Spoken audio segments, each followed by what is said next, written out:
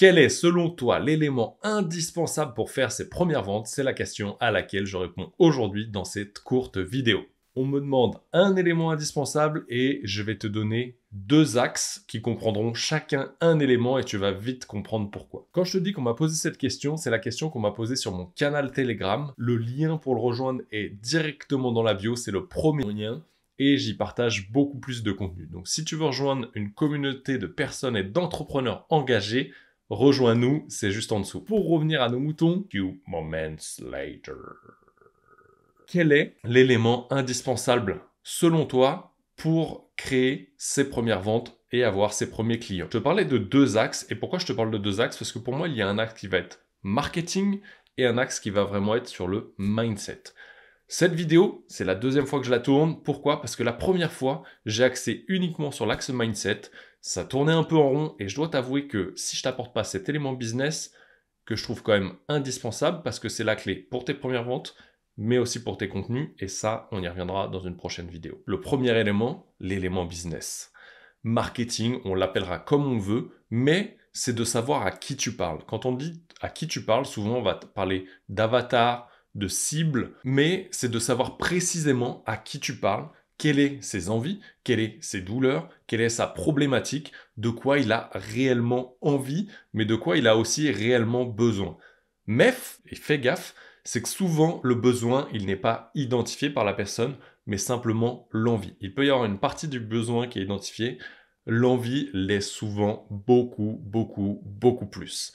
Ça, c'est un élément indispensable parce que si tu sais à qui tu parles et que tu sais quel problème tu résous, tu as bien une cible précise à qui tu réponds précisément avec ton offre. À partir de ce moment, il n'y a aucune raison que tu ne fasses pas tes premières ventes. Je t'invite à t'abonner à la chaîne pour découvrir les prochaines nouveautés et les prochains sujets qui, j'en doute pas, te permettront d'évoluer sincèrement au quotidien et dans ton business. Le second élément, qui pour moi est plus l'axe mindset, c'est l'action que tu vas faire, mais avec l'intention, ok? L'action et l'intention que tu vas faire, deux pans indissociables pour moi. Par là, qu'est-ce que j'entends? En fait, si tu veux faire tes premières ventes, souvent, et c'est ce que je vois dans les coachings, c'est ce que je vois avec les équipes avec qui je bosse et les clients qu'on a accompagnés, et je dois te dire que depuis fin 2021, j'ai accompagné plus de 200 clients, tant mes clients personnels que ceux dans les accompagnements auxquels je travaille en tant que coach et mentor, c'est la même chose. Souvent, dans les accompagnements business, les personnes ont une cible, ont une offre, plus ou moins précise, et ils proposent leur offre, mais personne ne vient. Parce que oui, tes clients sont souvent des fantômes. Qu'est-ce que j'entends par des fantômes? Tout simplement que tes clients sont ces personnes qui sont présentes, qui te suivent, qui te regardent, qui like peut-être, mais n'interagissent très peu, voire pas du tout avec toi. Et c'est ces clients-là pourtant qui sont ultra chauds. Et là vient l'élément mindset. Qu'est-ce que tu dois mettre en place pour y aller? C'est là le plus gros déclic, le 20% qui te donne les 80% de résultats, ce levier de Pareto 20-80. Quels sont réellement les actions, les propositions que toi tu fais pour aller discuter avec cette personne? Je viens de te le dire, cette personne c'est un fantôme, peut-être elle a X ou Y raisons pour lesquelles elle ne vient pas te parler, mais elle a réellement besoin de toi, elle a réellement besoin de ce que tu peux lui proposer, elle en a peut-être même très envie, mais il lui manque quelque chose, le fait de parler avec toi. Combien de fois tu vas discuter avec les gens? De toi-même, pas d'attendre qu'ils viennent discuter avec toi, mais de toi. Combien de fois tu vas discuter avec eux? Combien de fois tu engages les discussions? Et quand je parle de discussion, je te dis pas de parler de la pluie et du beau temps, mais vraiment de t'intéresser sincèrement à la personne. Et c'est là que vient l'élément intention. Est-ce que ça t'est déjà arrivé de discuter avec quelqu'un et de voir qu'elle était complètement passionnée par ce que tu lui disais? Je suis sûr que oui. Et à contrario, je suis sûr que ça t'est arrivé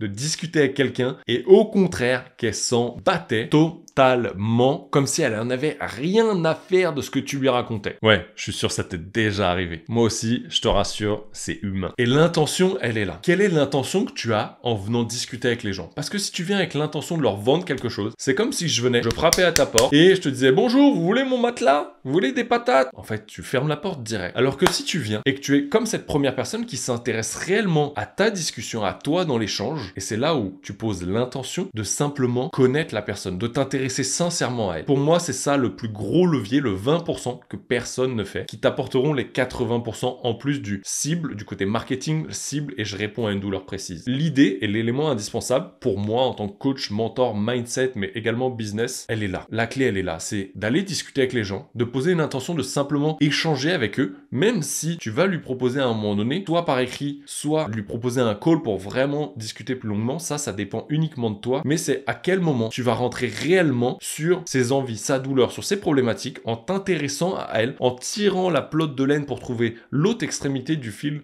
que celui que tu as commencé à tirer, et de lui porter sincèrement de l'intérêt et de la considération. Parce que c'est ce que t'aimerais, je peux m'avancer peut-être à 100% là-dessus, mais sincèrement, si les personnes s'intéressent à moi, il y a de fortes chances que je me reconnaisse dans ce qu'elles proposent et que j'y aille quand bien même c'est pas totalement précis. Et c'est pour ça que je te dis que pour moi, c'est l'élément, en tout cas le plus indispensable, c'est ce facteur mindset. À quel point tu discutes avec les gens et à quel point tu poses une intention louable, sincère, de simplement t'intéresser à eux et de leur apporter le maximum de valeur qu'ils soient. L'exemple hyper simple que je peux te donner, c'est lorsque tu fais un gâteau ou un plat que tu veux mettre au four, tu préchauffes ce four avant de le mettre dedans. Pourquoi? Parce que simplement, ça va permettre d'avoir les bonnes conditions pour que ton plat, ton gâteau ait une cuisson optimale et soit au top du top, soit le plus savoureux possible. C'est exactement la même chose avec les échanges en MP.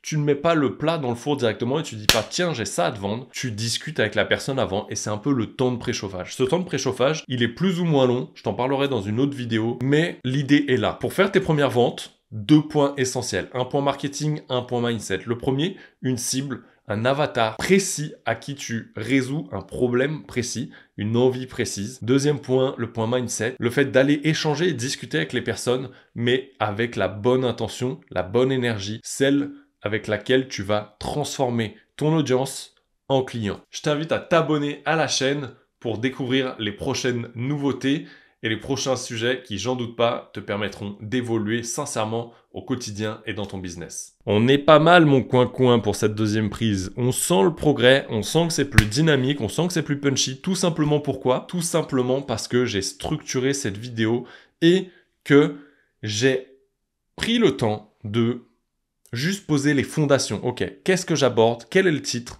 Quelle vignette je vais mettre? Ça, j'en ai strictement aucune idée. Mais avant tout, comment je vais dérouler cette vidéo, ce qui me permet aussi, grâce à cette structure que j'ai mis en place, d'aller directement de l'avant, d'être beaucoup plus dynamique et d'avoir moins de temps de production au montage et de publier beaucoup plus rapidement cette vidéo, ce qui me crée un contenu beaucoup plus fluide.